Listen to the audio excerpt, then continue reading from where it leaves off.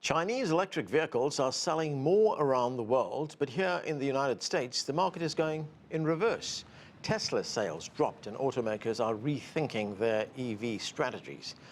To talk more about that, we welcome journalist Mike Colias. He is automobile industry editor for Reuters and author of the book Inevitable: Inside the Messy, Unstoppable Transition to Electric Vehicles. Mike, great to have you with us. Yeah, thanks for having me on. Appreciate it. As I said, there is currently a global shift towards electric vehicles, but here in the United States, there's not much enthusiasm. In fact, one could say that here it's been a case of one step forward, two steps back. I mean, the government has ended EV tax credits, and if you look at automakers, they're focusing more now on hybrid vehicles as well as more fuel-efficient gas vehicles. So given these conditions, do you still think there is a future for electric vehicles in the United States? Is it, as the title of your book suggests, inevitable?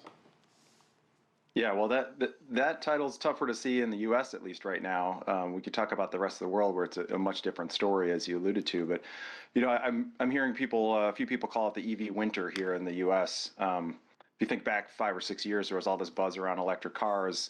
Every car company was lining up to spend tens of billions of dollars on the transition. And you know, I'd say starting around 2023, it started to become clear that they weren't going to get as many people as they expected to buy electric cars. I think there's just still, when you get to that mainstream consumer, too much anxiety around, you know, or am I going to find a place to charge it? You're also, generally, these are higher price cars, and you're asking people to adopt a technology they're not familiar with and pay a higher price. It's, you know, it can be a tough sell. And so, you know, now about a year from ago, we had the Trump administration come in, and that's pretty much upended any momentum that the market still had for EVs. You referenced the $7,500 tax credit. It goes beyond that. There's new rules around fuel economy standards, emission standards. Those have been completely rolled back to the point where it's, you know, you've got the car companies just don't really have a big incentive to put out more EVs here in the U.S. market, and we're down to about a 5 to 6% of the sales are now EVs. We were at 10% before that tax credit went away. Europe's at 25%, China's at 50%. So yeah, right now it looks like a tough sledding for the U.S. EV transition. And talking about, you know, the change of focus on the part of automakers, I mean, if we look at Tesla, for instance, look, it's dominated sales here in the United States and in Europe as well, with models like the 3 and the Y. They've been bestsellers on both sides of the Atlantic. But now the company has decided to end production of the S and the X, and it has not announced a replacement for that. Instead, Tesla CEO Elon Musk says the focus is going to be on robots and on artificial intelligence. What do you think is behind that? You know, I think what you're seeing there is Tesla realizes that, you know, the stock market valuation of Tesla is something like 10 times more than the top 6 or 8 automakers in the world combined, right? I mean, it's a huge valuation. Investors aren't invested in that company because it's a car company. I think Tesla knows that, and so that's why they're shifting the story and the strategy toward robo-taxis and, you know, humanoid robots. If you're the rest of the pack, you're still a car company. If you don't have those ambitions, you've got to make this work.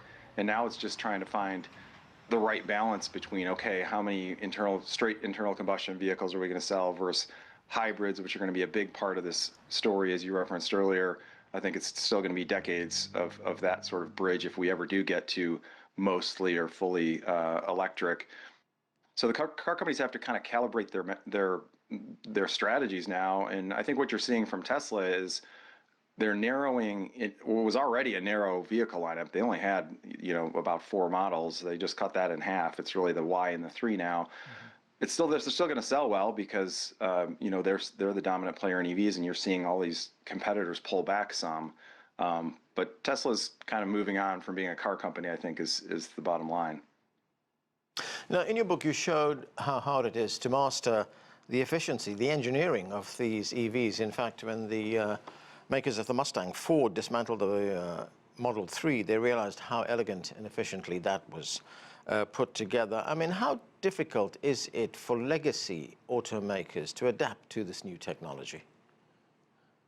I think it's proven very difficult, and you might wonder why that is. You know, it still has a dashboard and axles and four doors, and isn't it just a different powertrain? And that's true. But when you get into the supply chain involved with what needs to go into a battery and the minerals and the refining of those minerals, and it's a completely different supply chain. And I think the companies that have had success with this, Tesla being probably the most notable, but many Chinese brands now, Rivian here in the U.S., they started from scratch, and I think that was a big advantage. I think what you've seen largely from the traditional car companies is they tried to start with their internal combustion products and kind of turn them into electrics.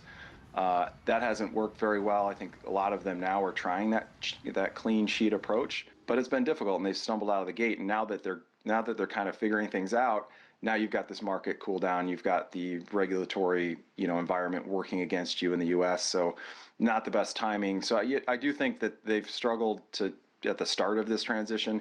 I think they're starting to figure it out. We'll just see where the demand goes from here.